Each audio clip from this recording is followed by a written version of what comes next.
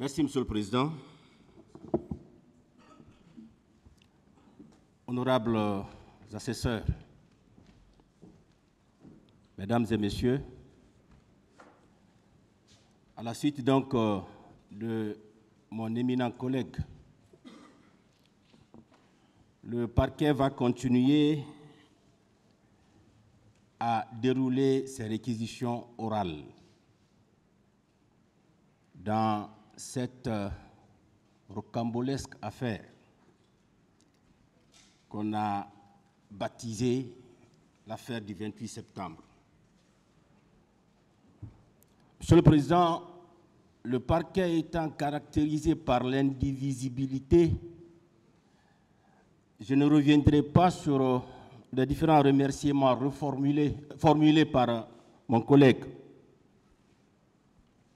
Je vais simplement étendre ces remerciements à Monsieur le Premier Président de la Cour d'appel de Conakry, ainsi qu'à Monsieur le Procureur général près la dite Cour, qui ont accepté de nous recevoir dans ce palais majestueux afin que ce procès-là puisse se tenir. Aussi, Monsieur le Président, nous remercions nos familles respectives qui, depuis environ 2 ans,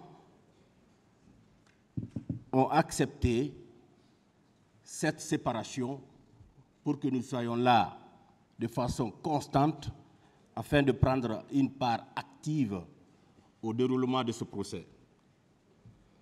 Monsieur le Président, mon prédécesseur a fait une partie introductive et à cela il a ajouté,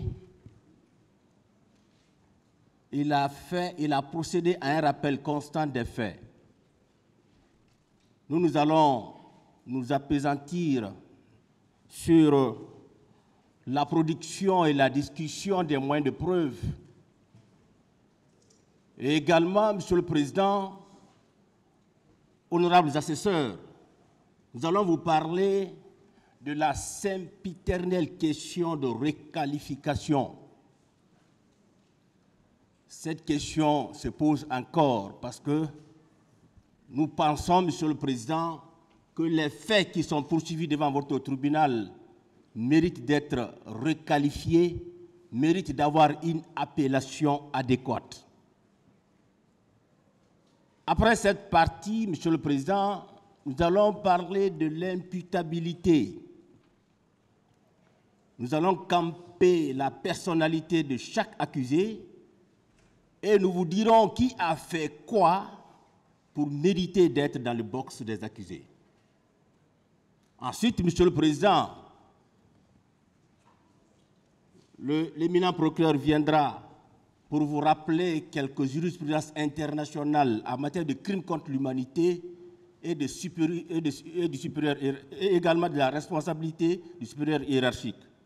Et à la fin, il va présenter nos réquisitions finales. Monsieur le Président, en droit pénal, le principe, c'est la liberté des preuves. Les moyens de preuve peuvent être administrés par tous les moyens et c'est sous la base de cette administration que le tribunal pourra fonder sa décision en se référant bien sûr à son intime conviction. Dans le Code de procédure pénale guinéen, ce sont les articles 416 à 439 qui parlent de preuves.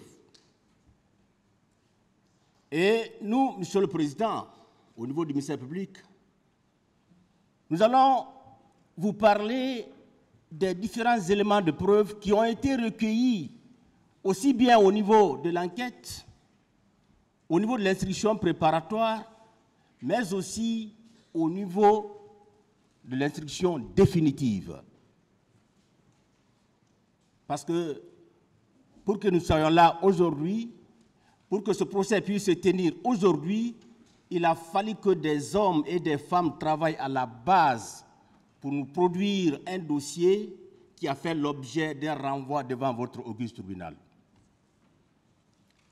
Monsieur le Président, honorables assesseurs, par rapport à ces éléments de preuve, le parquet va vous parler fondamentalement de 6 éléments de preuve.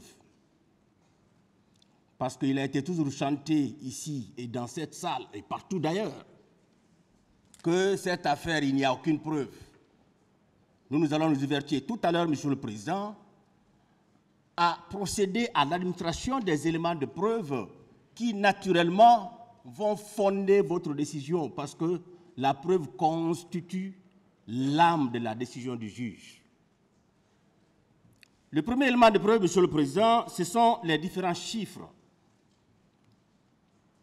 Des chiffres ont été fournis aussi bien, comme je l'ai dit, au niveau de l'enquête, mais aussi au niveau de l'instruction préparatoire et même dans cette salle, à travers le passage de certaines parties civiles, de certaines victimes et de certains témoins, d'autres chiffres ont été révélés, comme pour dire effectivement, cette affaire du 28 septembre, c'est une réalité, il y a eu beaucoup de morts, ça a été véritablement de l'hécatombe.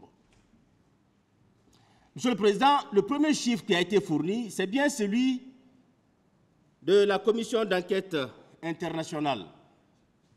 Vous avez un rapport au dossier qui atteste qu'effectivement, que le 28 septembre 2009, il y a eu des morts au stade.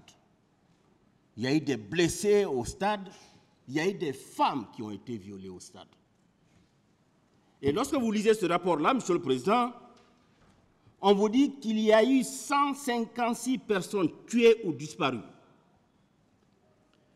soit 67 personnes tuées et dont les corps ont été remis aux familles, 40 autres ont été vues mortes au stade ou dans les morgues, mais dont les corps ont disparu, 49 autres vues au stade dont le sort est inconnu, au moins 109 femmes ont été victimes de viols et d'autres violences sexuelles, y compris de mutilations sexuelles et d'esclavage sexuel.